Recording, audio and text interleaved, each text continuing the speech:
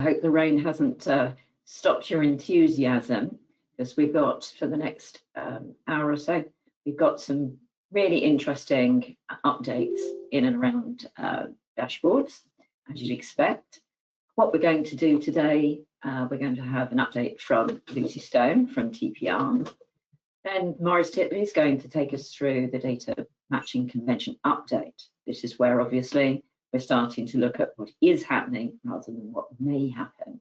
And then Geraldine is going to take us through the Dashboards Toolkit, and Maurice is then going to give you some insight into what's going to come next, which is, I think, is going to be quite interesting. And then we've got really quite a reasonable amount of time set aside.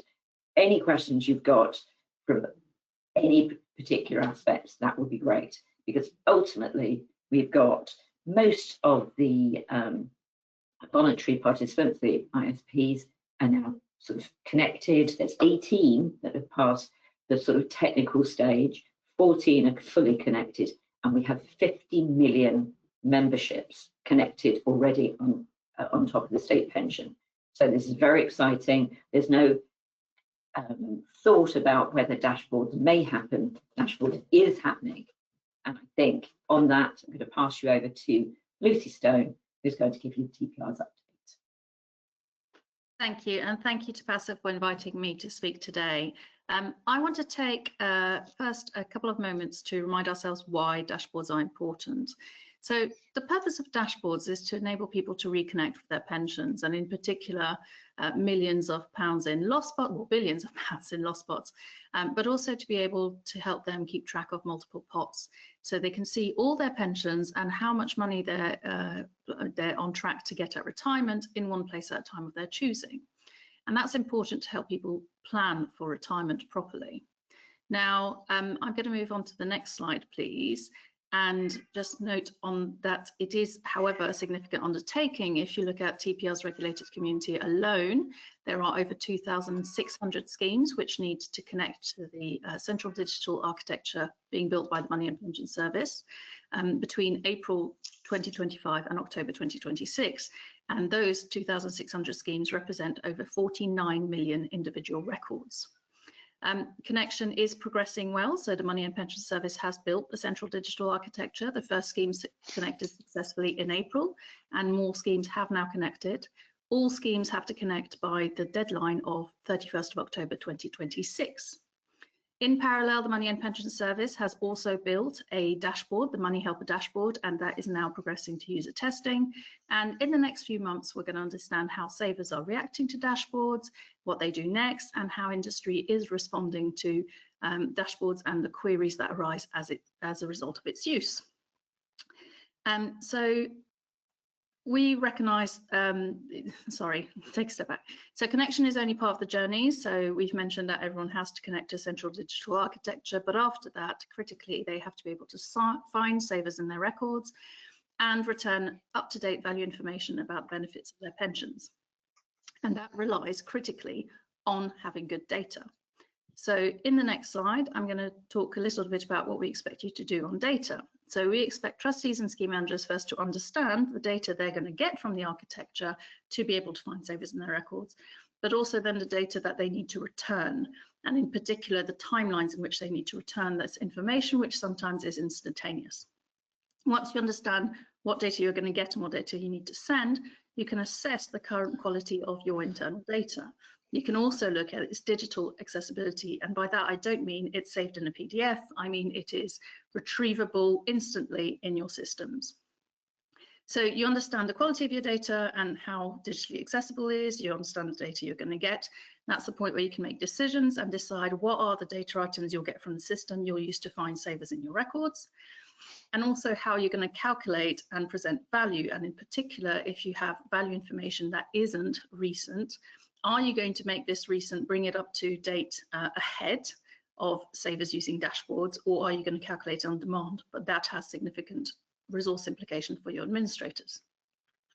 You made those decisions, now you can put a plan in place to improve the data quality, but critically dashboards are ongoing duties, so you need to make sure that that data quality is maintained. So where are we in industry on this?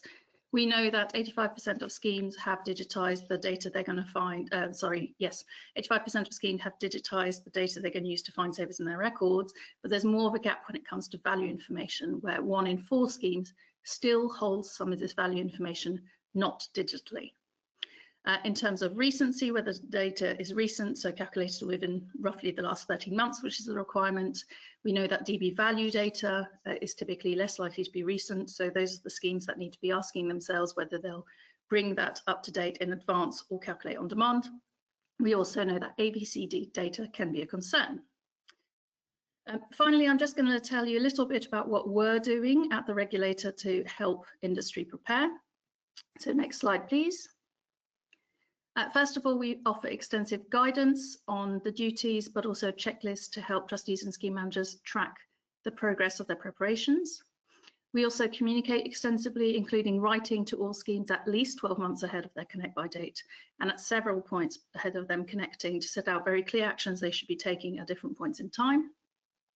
On top of this, we do a lot of industry engagement, not just talking sometimes to schemes individually, but also talking to administrators, software providers, legal firms, professional trustee firms, etc., to understand the issues they are facing. And that helps us also step in where we think our intervention would be helpful. So, for example, knowing that ABC providers, the provision of ABC data can be a concern, we met alongside with the Financial Conduct Authority with the leading ABC providers to understand how they are preparing.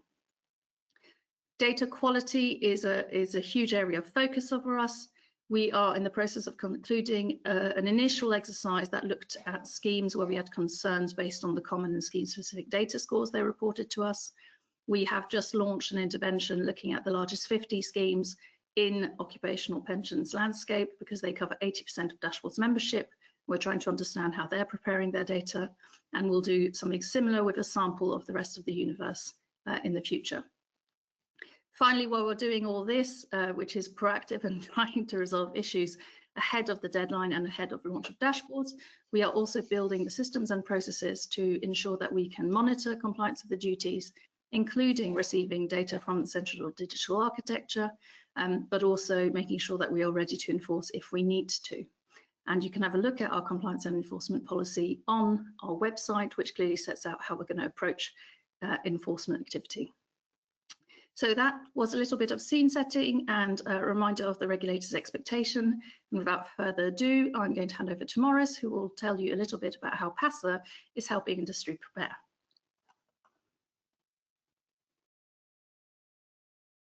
That's great. Thank you very much, Lucy. So, yeah, hi everybody. I'm Maurice, Titley, Commercial Director at Lumera and Chair of the PASA Dashboards Working Group. So in July, we published an updated version of the PASA Data Matching Convention Guidance, also known as our DMC guidance for short. So I'm going to give you a brief overview of that guidance now. So can I have the next slide, please? So first of all, what is the guidance? So it's guidance to help those with duties to connect to dashboards to decide how they will determine if a fine request matches somebody in their scheme records. Who is it aimed at? It's aimed at trustees, scheme managers, pension providers, anyone with duties to connect to dashboards. It's also aimed at data controllers with duties under the data protection legislation. Now, they're usually the same entities, but it's a different perspective on what needs to be done. It's also aimed at administrators who implement matching approaches, and also connection technology providers like ISPs who need to provide the technology to drive how that matching works. Why are PASA doing this? Well, the main reason is that there is no prescribed way of doing matching, as you're probably aware. Matching is well sort of documented to be a bit of a balancing act. It's a balancing act between the duties to allow your members to find their pensions, but also to protect against data breaches and make sure you don't match with an incorrect find request. So PASA has produced this good practice guidance, and you can find it on the PASA Dashboards Working Group website. Can I have the next slide, please? So I think it's useful just to think how it fits into a sort of an evolution process, this latest guidance. So the first guidance came out in 2021. It was very much gazing into the future. We didn't even have the regulations then. And it surveyed how administrators address matching in other contexts that they were already carrying out. And from a survey, it was established that matching on surname, date of birth, and national insurance number was the most preferred approach, with some other approaches also identified. In 2023, time had moved on. We had some experience now from research and from connection technology being built out by ISPs and those that are connecting themselves. And from that experience, PASA extended its matching guidance to cover scenarios where the saver does not provide a national insurance number, and also to look in more detail at criteria to be used for possible match responses where you're not certain that you have got your member, but you want to respond as a possible match. This update, 2025, so two main reasons. We'll look at this in a bit more detail, but the reason we're doing it now, firstly, the verified fields in find requests have now been confirmed by PDP, and we'll talk more about that, and that's an important reason to look at doing an update. And the other reason is, of course, that real matching is about to start. In fact, it has already started with the very first stages of consumer testing that the Money and Pension Service have been talking about. Then we look into the future. So by the end of 2026, we should have a lot of matching experience to feed into another review. We can have up to 20,000 individuals having used dashboards, which will tell us a lot. And then we get past this new acronym called MHL, which we used in the guidance to describe the MoneyHelper launch. So this is the point where that famous or infamous Martin Lewis moment is expected to happen. There'll be a huge spike in usage, and of course we'll learn a lot more. And in fact, that's really the sort of acid test of how matching is working. And then after that, best practices will properly settle down. In a couple of years after the MoneyHelper launch, I think we'll all know what works, what doesn't, and look back with interest to see how it compared with what we were recommending earlier on. Can I have the next slide, please? So what's changed in this 2025 guidance update? So it's important to say it's an evolution of the previous guidance. We really don't think that anyone should have to rip up anything that they've done in the past looking at this guidance. The updates we've made focus on three key principles. Firstly, an emphasis on unique identifiers, not just national insurance number. We'll talk more about that, but particularly email address is now a particularly useful field to think about using in matching. Secondly, we're also focusing a bit more on what it means to be certain when you're making a match-made response and what meets the bar and what doesn't. And even the criteria that we recommend, you can't absolutely guarantee you won't match the wrong member, but the safety numbers, if we know people are using these criteria and it sort of passed the sniff test, if you like, then we think it's fine to use. And you'll see what we are talking about shortly on that front. And lastly, the need to target possible match responses. This builds on what we were saying back in 2023. It's so important that the ecosystem is not flooded with lots of possible match responses. For the classic example being John Smith, fine, that's the forename, surname, let's match with anyone who's got those details. For anyone who's seen how MoneyHelper is going to display this, it will be a red display that says, please contact this scheme to follow this up. So it's really important that possible match responses are kept nice and focused. So more on all of these shortly. Can I have the next slide, please? So as mentioned, the key change since the last guidance is we now know what we're matching to in the find request and can therefore form a view as to how much we can rely on what we're matching to. So on the left-hand side, you can see uneditable data, which means it's come from the one login stage of the process the saver went through, rather than being added by the saver when they're searching for pensions. The first box shows the core data you will always get from that. It's all uneditable. You can rely on it. It's forename, surname, date of birth, and email address. The second box shows additional data you get if it was part of the one login process. It may not always be. So if it is, then you'll get address and postcode, and you'll get mobile number. On the right-hand side, you can see data that can be added by the saver. So at the moment in the MoneyHelper testing, it's only national insurance number that's able to be added. It's optional. It is strongly encouraged. So I think that's good news for everyone who's thought about matching, but savers will be really strongly encouraged to put the NI number in and not just think, I won't go to the filing cabinet, I'll just move on and do the search anyway. There'll also be the capability to add alternative values in future versions of MoneyHelper. That hasn't been implemented yet, and we took the decision to leave thinking about that for a later update of the PASA matching guidance. Two key points just to highlight. Firstly, when it comes to verification, so the uneditable data that's been established during the one login process will be verified, or in the case of postcode and address, it's a slightly different thing. there'll be a confirmation that the saver does indeed have a relationship with that address. So essentially, in my view, I think you reach the same kind of bar with that. You know that it's an address the saver has lived at some point, got a relationship with, and it's provided to you in an uneditable format, so you can rely on that for matching against your records. The other point is around uniqueness. We've touched on that already. The 3 data items in bold, we would say normally would be expected to be unique to that saver: email address, mobile number, and national insurance number.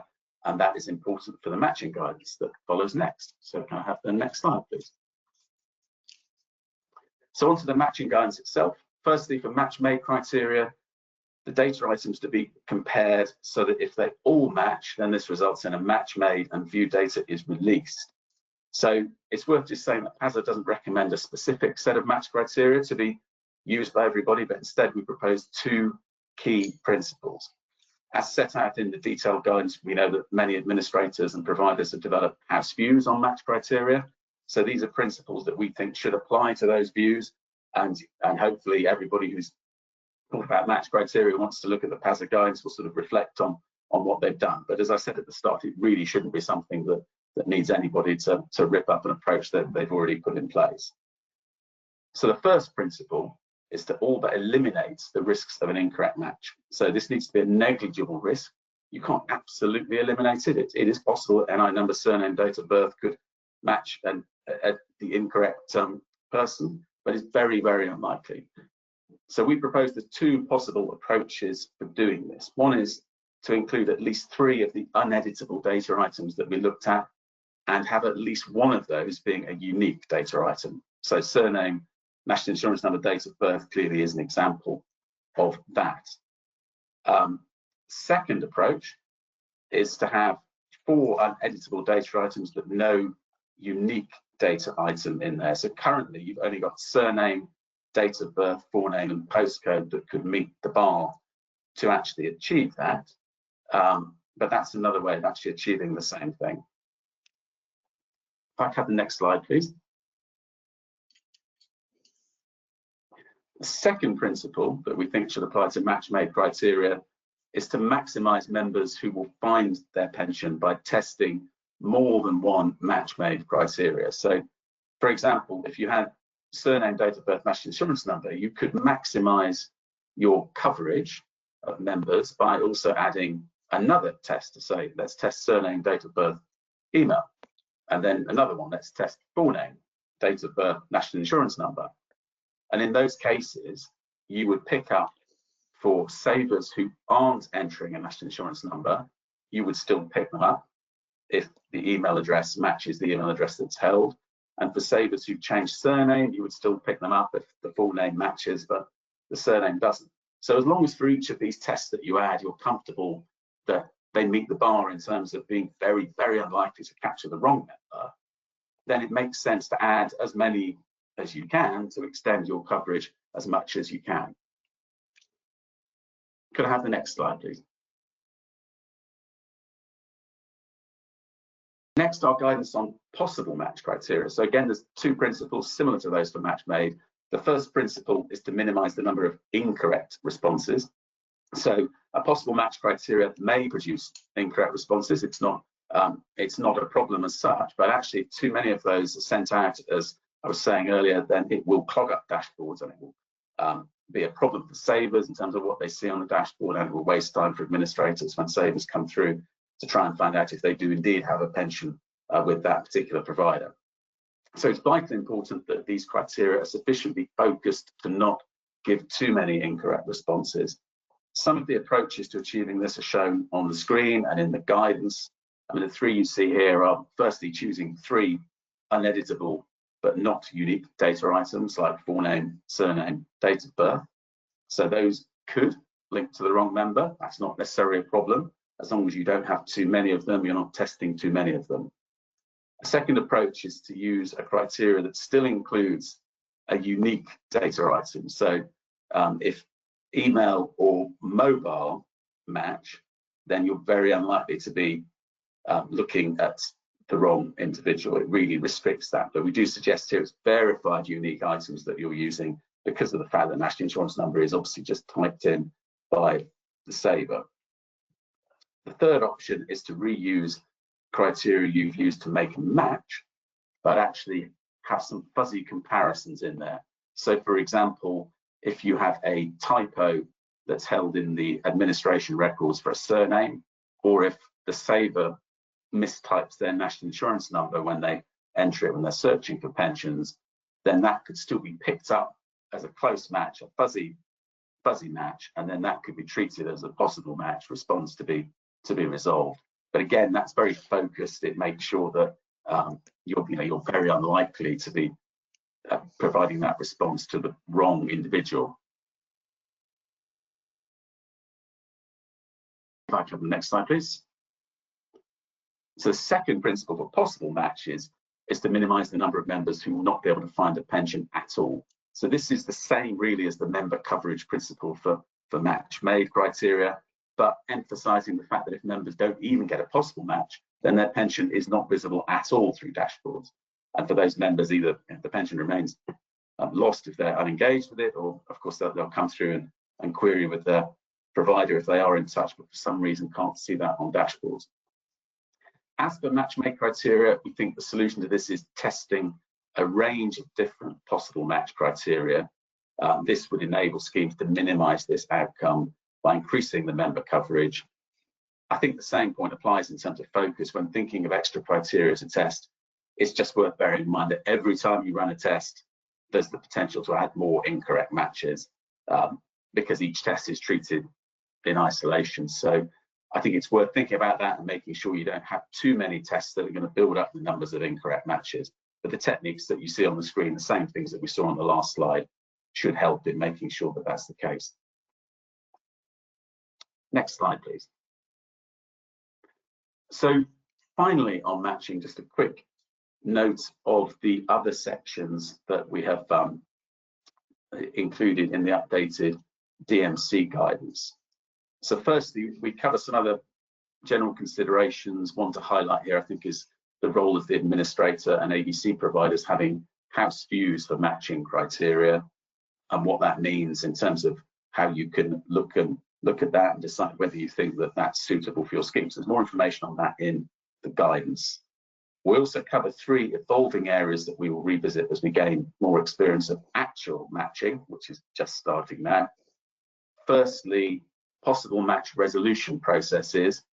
The guidance on designing processes and technical requirements that we include is what's understood right now. We know that we want to really supplement that with what the real experiences are of administrators as we go forward over the next year. So we will definitely be coming back to that in more detail. Secondly, we have a section on monitoring matching during the consumer testing phase.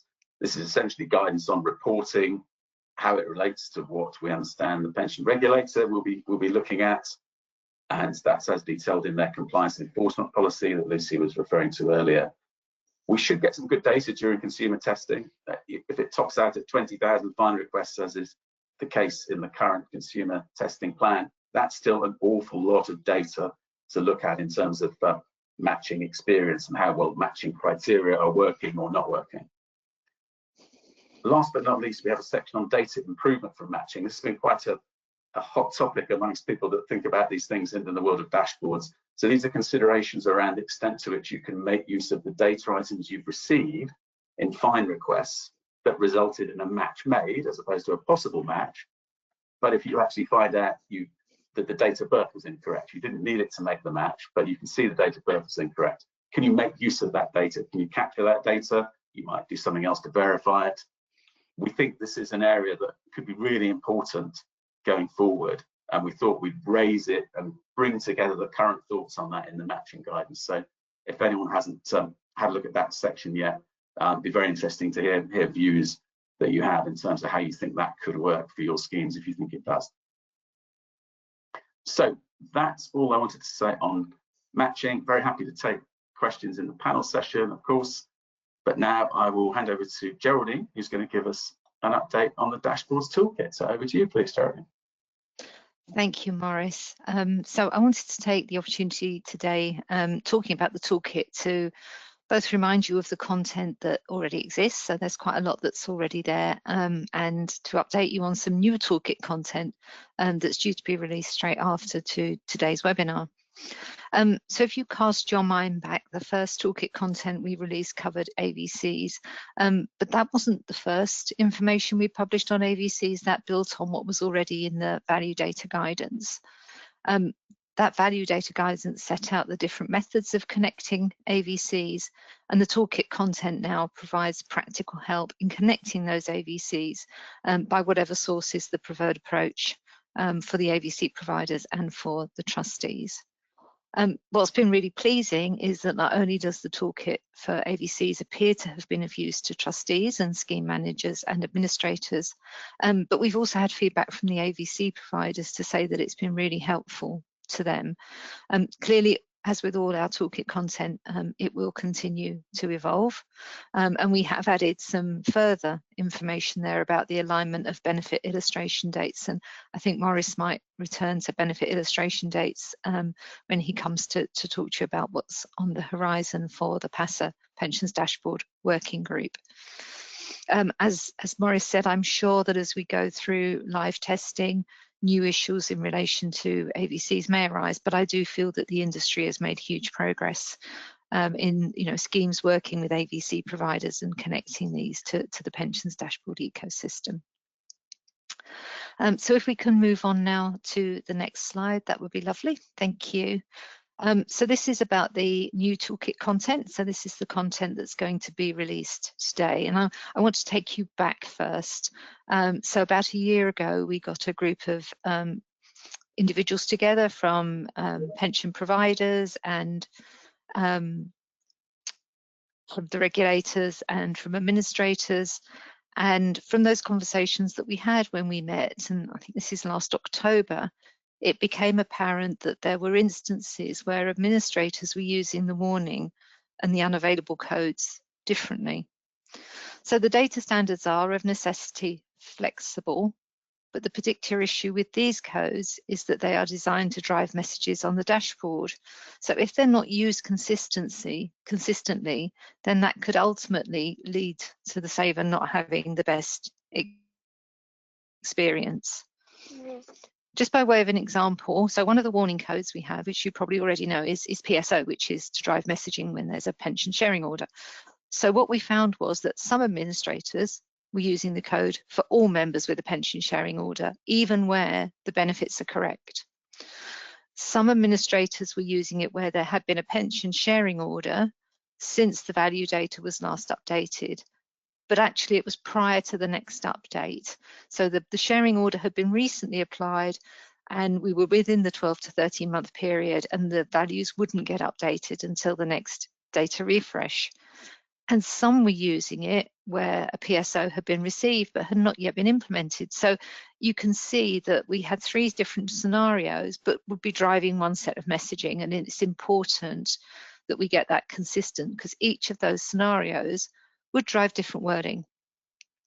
So our aim with this talking content has been to align the codes with the wording that will be shown on the dashboard.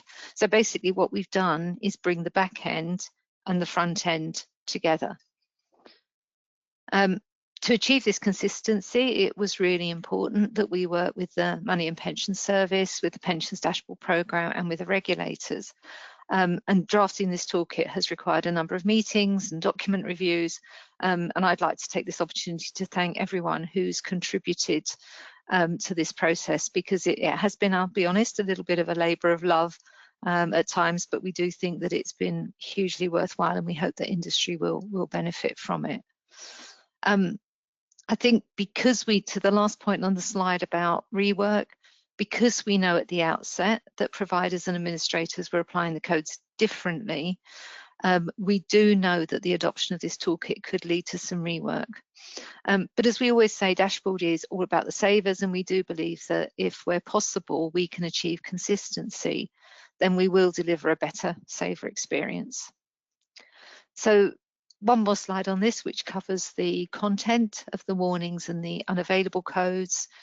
So the toolkit content opens with some general principles, just so that you're aware if you do have any cash balance schemes, when you look at the principles, it will say they're excluded.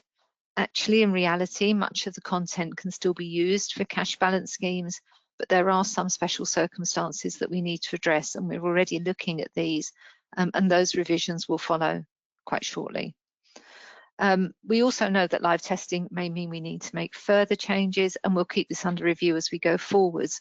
What we're planning to do, those of you who are familiar with the dashboard standards, the data standards, will know that they have a really helpful change log on there, and we'll do something similar with these this toolkit content around the warning and unavailable codes. And it may be that obviously the two need to align at some point, but that's the plan, and we will keep you appraised as we make the changes to this.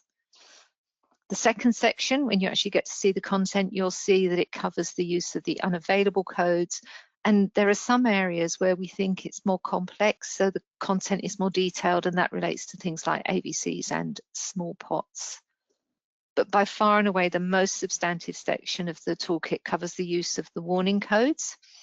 For each code, we provide the detail on the slide, and there are separate columns then for the application of that code for the accrued value and the estimated retirement income. And we call out where there are differences between DB and DC. What you'll see is that in many cases, the content is the same, but there are instances where it differs between the accrued value and the estimated retirement income.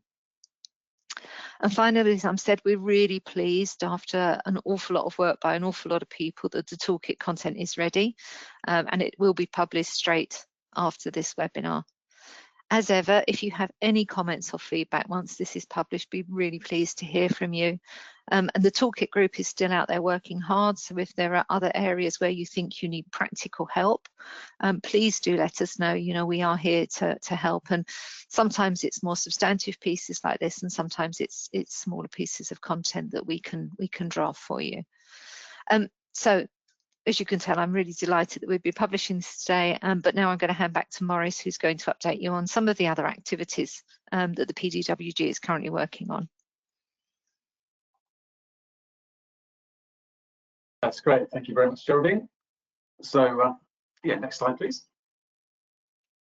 So over the next 12 months, we're going to be focusing on 4 main areas where we felt that PASA can best support industry as consumer testing continues. So firstly, Geraldine is kindly going to continue her great work on an area that we call implementation, which carries on a lot of the areas that Geraldine's just been summarising in the Dashboards Toolkit update just now. We have a new group called Thorny Issues, which you can kind of imagine what the nature of that group is. That, as ever with anything like this, Dashboards has areas that just affect relatively small numbers of individuals, but actually can take a lot of time to actually think through and work out solutions for. So Geraldine will keep looking at those. That will also result in an update to the pension values guidance as a whole at some point, and things like, yes, benefit illustration dates, which are always worthy of a mention, but definitely a rabbit hole to go down in too much detail, will be covered in those updates. Secondly, we have reporting. So the whole area of reporting, we have fine requests coming through, we have view responses being made already. Consumer testing has started for dashboards. So it's important that we can support industry, work out how best to report on all that information coming through. I think most providers involved with dashboards are looking at this now. You know, we've got over the hump of getting the larger schemes connected, and it's time to really focus on how reporting is going to shape up and what schemes are going to want to see, what trustees are going to want to see, and administrators are going to want to see. We're going to look at all aspects of that. We're going to cover what it actually means to report on compliance. We're going to cover what we think the operational impact reporting would look like for business as usual administration teams, monitoring data quality over time, and last but not least, some guidance on where we think that administrators and schemes can capture additional data and bring together data to understand more about what savers are doing after they've used dashboards. I think that would be really important, you know, not just for the pensions dashboards program as a whole to understand, but also for individual administrators and trustees to understand what the impact of dashboards has been. So that's a big area that we're going to be looking at. The next area is operational readiness. So this is focusing in very much on what those member actions are going to be and how they are actually impacting administration processes. There's a lot to think of here. We've got a separate group that's been set up, which is being led by David Brooks. And that group is not only peering into the near future in terms of designing what these processes look like, they're also going to be capturing the information as to the experiences that start to be had over the next few months when real things start happening, such as possible match responses and real queries come through. Last but not least is communications. So we gave some advice quite a long time ago now that said, this is how we think you should respond if members come forward saying, we've heard about pension dashboards, how does it apply to us? What should we, what can we do about it? Now, of course, it's a tricky question to answer because we don't know when the MoneyHelper launch point is going to be. So even now it's hard to answer that, but we do need to update our approaches there. And in a much wider sense, start looking ahead to how the communications to scheme members are going to be incorporating dashboards and the interaction between the two, and whether benefit values are going to be sort of provided to scheme members by scheme directly saying, this is the way to look on dashboards, here's how it compares with what you have, and all the other things that have been talked about. I think this now comes back to life. Now we're starting to have dashboards used. So we have a separate group that's looking at that, and Karen Boland and the PASA NCOM working group are going to very much take the lead on that because it's an absolute priority for their group as well. So that's a brief overview of what we're looking at. Very happy, of course, to answer more questions on that as well. But for now, I will hand over to Kim for the panel session.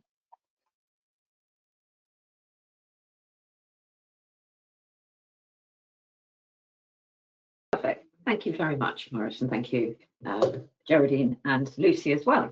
We've actually got quite a few questions in already. I've been sort of writing them down, but now I'll start looking. The first one came from Julie Begg, and she's basically saying the minimizing the risk of fraud for a full match when we've got scammers.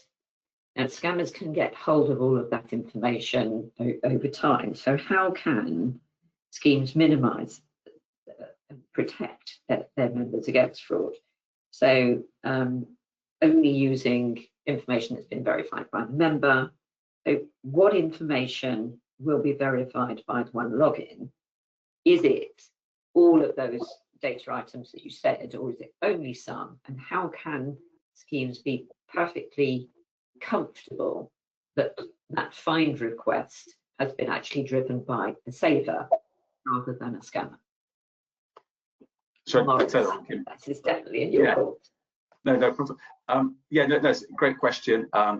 We've got a page pretty much dedicated to this in the guidance, and yeah, I gave a brief summary earlier on, but just to sort of go through that. So the verified data that's going to come from as a result of the saver using one login, and you're always going to get it, is forename, surname, date of birth, and email address.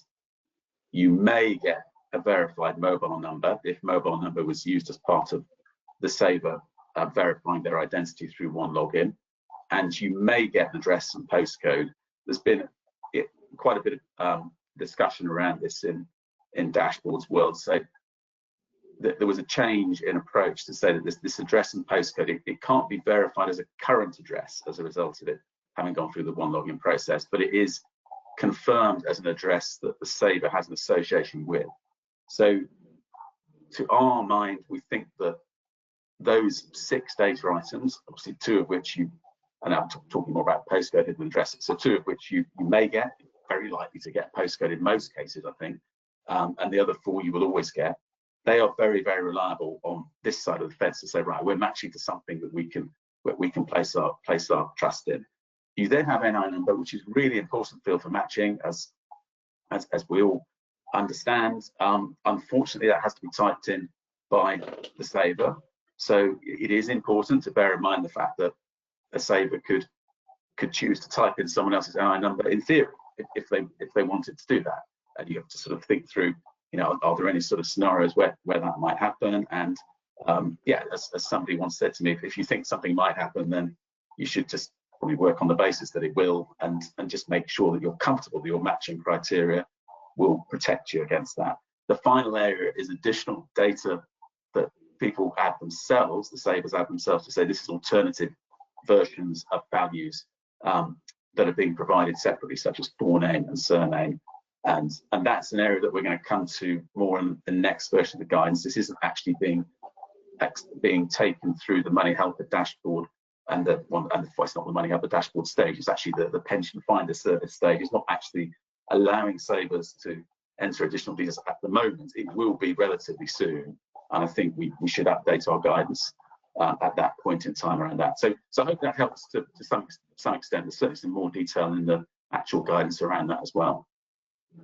If I can just come in from a regulatory perspective, I mean, the whole purpose of one login is that, you know, having to use one login is that you can be confident that the saver is who they say they are. And that's what we say in our guidance. So the information is provided through one login. You can go forward with a degree of confidence that that's right, and this system is designed to try and prevent fraud as much as possible. I don't know here if anyone's used one login, but it is actually, it's linked to things like your passport. It's also incredibly user-friendly. I had to set it up recently and it took minutes. So I think the one login process is where that's going to bring you a lot of confidence in terms of fraud prevention. Interestingly, Simon Kirk actually asked a question in and around the email address that you use in one login, and whether sort of it's a unique data item. But is it that when you sign into one login, I can't remember because I did it a while ago, is it linked to the account?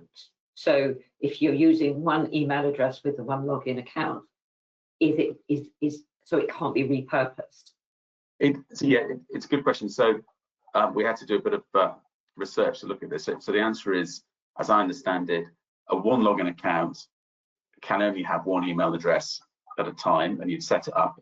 And when you do set it up, it is verified to be your email address. You could change the email address on that one login account, at which point I assume it would be re-verified again. So yeah, I mean, I think, you know, to my mind, when you say the email on the one login account matches the email you've got, I think, you know, you can be comfortable that that is an email that's been verified as the email associated with that particular saver. They may have more than one email account. They may choose to associate a different email account with their one login account that they've already got set up. My understanding is they can change that, but only one email address. So let me get this right. An email address can only be associated with one login account. That's what I found in the details. That's probably the key point. So that's my understanding, definitely. Yeah, yes, I think that's my understanding as well.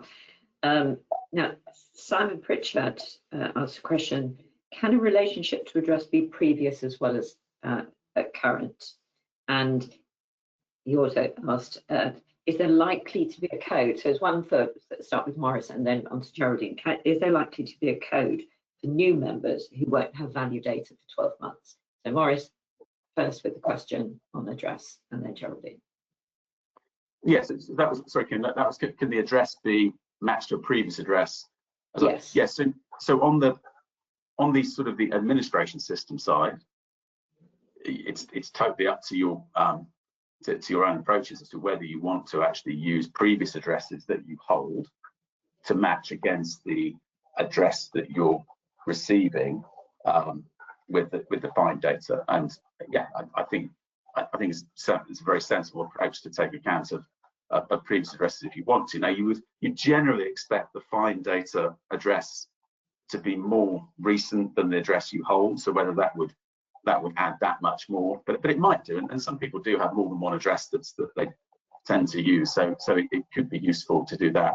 In the future, savers will be able to submit previous addresses as well, and that's when they'll be entering that themselves. And that's why we want to come back to that at a future point when we understand exactly what that process is like and what the verification steps are like when that data is captured by the pension finder service.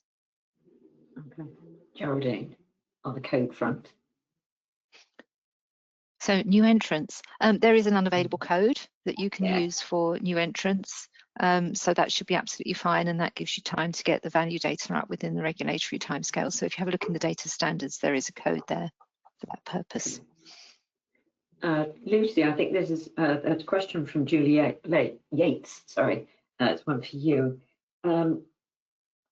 Obviously, schemes with less than 100 relevant members aren't included at the moment. That would require further legislation.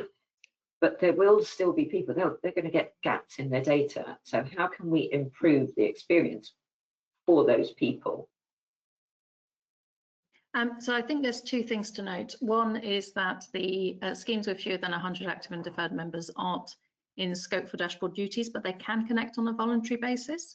So there will be a process to do that. It's not available yet, but it will be in future. So if you are concerned, and often it happens that there might be a small pension scheme within one employer and a large one, so the large one's in scope and the small one's not, but actually they want to put both on board, so that's where that will become very handy. But the other thing is that there will be information on dashboards and on MoneyHelper dashboards and in private sector dashboards in futures that say, you know, this may not be a complete picture, so there will be information provided to savers for them to know that this is not complete necessarily. But it's also worth bearing in mind that I will have to check the numbers, but off the top of my head, I think those schemes that have fewer than 100 active and deferred members represent sort of less than 0.1% of all memberships. So actually for the vast majority of people, they will see all their pensions. Okay, good stuff.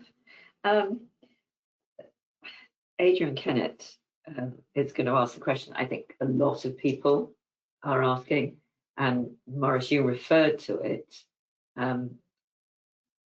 What happens if we have a Martin Lewis moment? We know that Martin Lewis is interested in the progress of dashboards. How can we mitigate being completely overwhelmed? And I think maybe Maurice and then Geraldine as well, maybe back up with Lucy too, because obviously it's going to impact on them. I think if I stick to the matching topic then, so I really do think we should be able to learn enough during the consumer testing to protect us against the Martin Lewis moment, as long as all the various participants in dashboards sort of follow the right approach. I mean, just as it's a slightly silly example, but if one participant out there who's connected was using a possible match criteria just to say, let's match on full name, that's crazy. No one would do that, but there's nothing necessarily to stop them doing that. Then when you get the Martin Lewis moment, then clearly that would go haywire with lots of possible matches being reported across the piece. So I think we should all learn enough to get there. And I think, as we do say in the guidance, in practice, there's a lot of house views that administrators have set up. And when we talk about people reflecting on matching guidance, it's not every scheme in the land. It is, you know, it's a number of providers and administrators reflecting on their approach. So yes, hopefully that will prepare us for the Martin Lewis moment from a matching point of view. Geraldine, I think from a code point of view as well. From a code point of view, but also just from an operational readiness perspective, I think, you know, we're all relying quite a lot on live testing to inform operational readiness. But I think actually there's nothing to stop us planning now for the Martin Lewis moment, but to make assumptions. And then if you know what your assumptions are, then through live testing, you test those assumptions. I think the other sort of consideration is, you know, volumes are going to be high, and we hope, and they're going to be high for a period after the MoneyHelper dashboard is made available to savers. So we really need to look at technology and how we can best use technology during that period, but also, you know, continue to manage members' expectations and continue to keep their engagement. So I do think it's going to be challenging for an industry where, you know, there are already some resource constraints. So, you know, thorough planning and understanding the assumptions is going to be key. And one thing I will just add is fixing data. The better the data, the less queries we should have. I think I've got a new little saying, which is every data item corrected is one less query. Absolutely true. I think we all agree with that one. Lucy. Just come in from the perspective of sort of the delivery partners. So we work very closely with the FCA and with Money and Pension Service, and this is something that we are aware of. We are aware that it's a concern in the industry. User testing and understanding what users are planning to do next is going to be very important, and there are plans in place on that. Understanding what they actually in practice do, not just what they say they're going to do, is going to be very important on that. So some of this information will be gathered during user testing, and we do have plans in place to make sure this information is disseminated as wide as possible through all our stakeholder channels, as well as directly through PDP's newsletter. So this is very much aware. I think so one of the things, having seen Martin Lewis in action, he often warns people the website will go down. So people won't, will be realistically, but what will happen is you'll have a peak over the next 2 to 3, maybe days or a week while everyone does it, while it's fresh in their minds. We have some international evidence of how many people are likely to use dashboards, but we really need to start gathering that evidence directly from UK users to understand what's going on, and that's something we're working on, and we will share with the industry as we go along. I think that probably also answered Lee Shatton's question. Lee, if it doesn't answer your question, can you just pop it that back, a clarification back in the question box? There's more a comment here from Julie Begg, and just sort of a lot of people, as Geraldine said, people have already coded this, they've already set up their systems. Isn't this guidance coming in just a little bit late? Well, So I just, think, oh, sorry, I jumped through the tail. no, you go. So, I mean, a lot of the coding of systems was done prior to when we knew what fields were going to be verified. So, yeah, inevitably, there had to be updates when that information was available. But I do honestly think it's an evolution. I mean, there really shouldn't be anything in here that is not backwards compatible, if you like, with what PASA was saying before. And we were very careful to look at that. And I do also think we will all probably make changes over the next 2 to 3 years, because I think once we've got the real data coming in, that tells us so much more than anything we can establish just by sort of thinking about it. So yeah, hopefully it's just part of the journey. And I think to add from the new toolkit content around the warnings and the unavailable codes, we needed to understand what the front end dashboard might say to actually then be able to understand in what circumstances we need to use the code. So actually, because the focus was very much initially on connection, we weren't in a position to do that until quite recently. And this has been, what we've been focusing on, as I said, bringing the back end and the front end together. Perfect, thank you. I think I've got one from Doug Napier, which may be for you, Lucy. When a partial match or mismatch occurs that needs the scheme administrators to support it, at what point in time is it captured when the 3 and 10 day requirement to respond kicked in? Okay, thanks for that. So can you hear me? So the process for possible matches, what they'll see on dashboards is there's a possible match, contact your administration, then they pick up the phone or they go on the website and you resolve it, so you know if it's a match or not. Now, it's worth bearing in mind that dashboards, it doesn't store information. It's very much a pull process. So the member has to go in and fill in things and actively consent to the information being pulled there and then. So what will happen is after the partial match, the person will have to run that again. They can't, they're not going to go back on dashboards and suddenly in there. They need to go and use the dashboard again, and that's the point at which your 3 or 10 day requirement will kick in. So the 3 and 10 day requirement applies to where there is a match, not a possible match. Hopefully that answers your concern. Perfect, hopefully so. Now, question from Kelly said, and there's been a few questions in and around testing, so whoever thinks that would be a good idea to pop in, please do answer. For those of us who are waiting to test, is there a way that we can view the front end of the portal to see what members see? And then also sort of adding, just adding to that, there was the question in and around the testing that we're doing down, is it the expert testing, or have we gone into the sort of lab, real citizen testing yet? So Kim, I was a bit loose in my language, I think. So so sort of referring to the consumer testing plan as a whole. Industry expert testing, I know has been started, but yes, I don't know the full details around starting that consumer testing. I know in the plan it shows it as starting pretty soon. But yeah, I don't know if Lucy or Geraldine want to add anything to that. I can add a little bit if it helps. So I'm one of the privileged few. I've done my industry expert testing. So when people were talking about, one login being easy to use, it really is, trust me. And it was very exciting to actually be testing after all this time. I think where we are with the first phase of the moderated testing, there is now a sign-up process that's being shared with some schemes, but not all schemes at this stage. And people are being invited on a very small scale to sign up for that moderated testing. But I don't believe it's yet started. So they are, starting to build a very small bank of potential testers.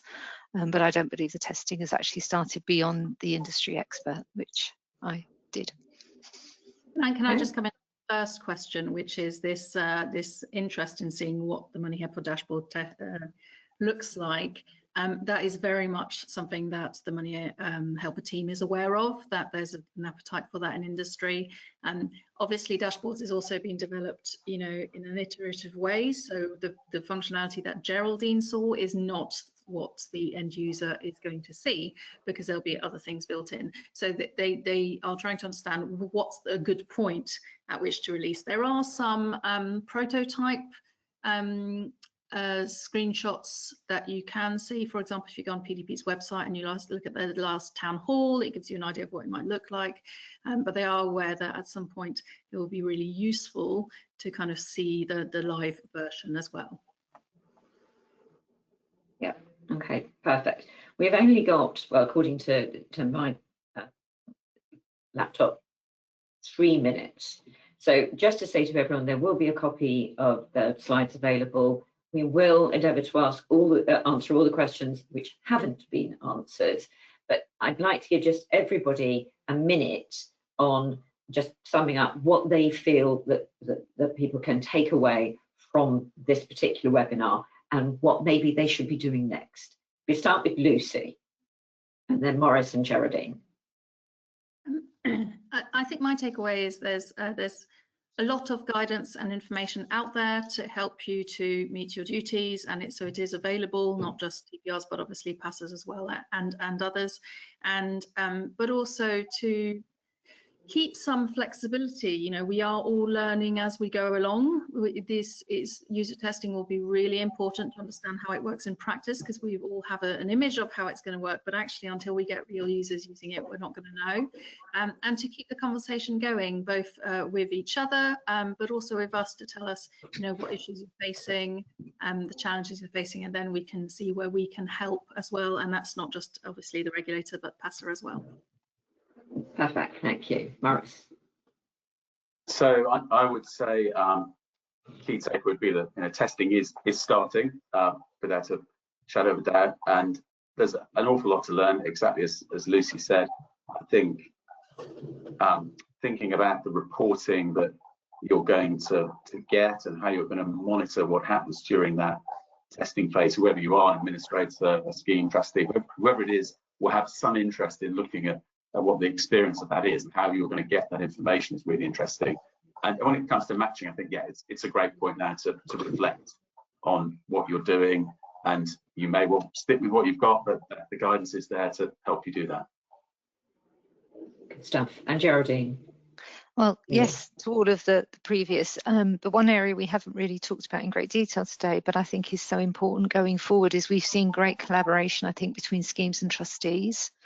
And that's going to be equally important as we go through the operational readiness phase. That engagement doesn't stop at connection. So I think, one takeaway, we've talked about rework and assumptions and being operationally ready and agreeing matching criteria. All of that necessitates good communication between providers and employers, scheme managers, trustees. So I think, Perfect. is one thing to think about too. Thank you, Geraldine. Well, thank you, everyone, and thank you to our panel. I think it's really, connection is just the beginning of the dashboards journey. Thank you very much. Goodbye. Bye. Thank you.